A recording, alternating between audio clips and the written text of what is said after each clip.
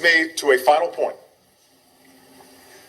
There will be times when the breakdown of societies is so great, the violence against civilians so substantial,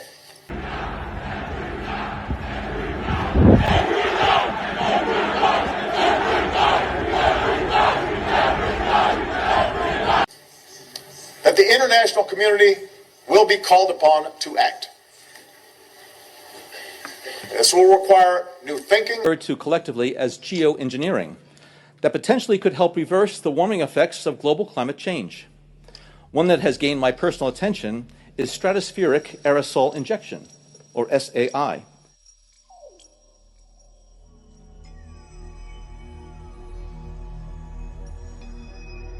And some very tough choices.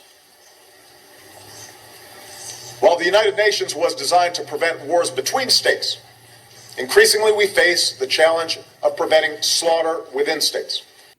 The difference of this fourth industrial revolution is it doesn't change what you are doing. It changes you. If you take genetic editing, just as an example, it's you who are changed. And of course this has a big impact on your identity.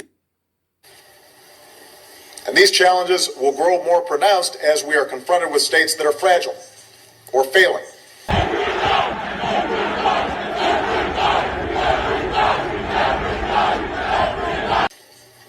Places where horrendous violence can put innocent men, women, and children at risk with no hope of protection from their national institutions.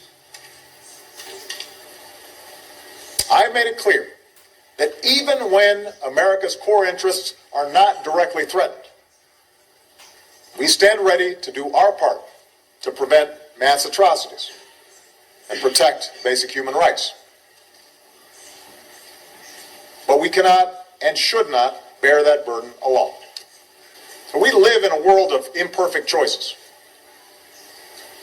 Different nations will not agree on the need for action in every instance, and the principle of sovereignty is at the center of our international order.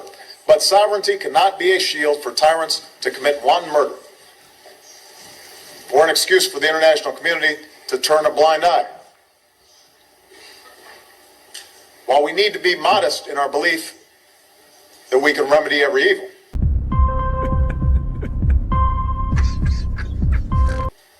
while we need to be mindful that the world is full of unintended consequences, who are we to believe that today's challenges cannot be overcome? The stratospheric aerosol injection, or SAI.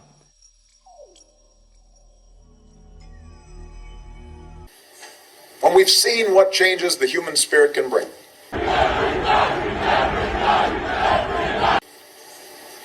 Who in this hall can argue that the future belongs to those who seek to repress that spirit rather than those who seek to liberate it? I know what side of history I want the United States of America to be on.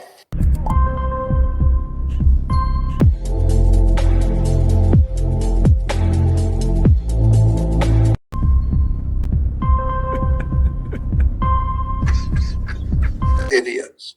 And that's what we are today. Americans are useful idiots. We do what they're told. We do what we're told to do. We wear our masks. We stay away from each other. We stay home. And hopefully your country will go broke real soon. And when it goes broke, that means you go broke. And we hope you will die in the process. And your country will die in the process.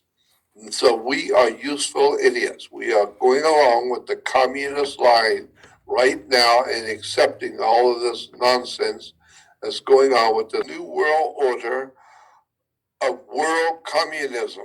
And the entire globe of the earth will become a new order of the world.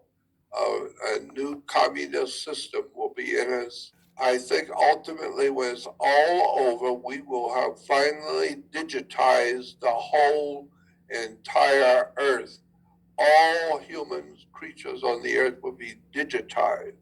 And that's because the communist powers of world communism do not need to, they don't need to go after you with a lawyer. They don't need to try and do anything to shut you down or to cause you problems, they can do that very easy by shutting you down, by going into a major bank and just shutting down your digital account.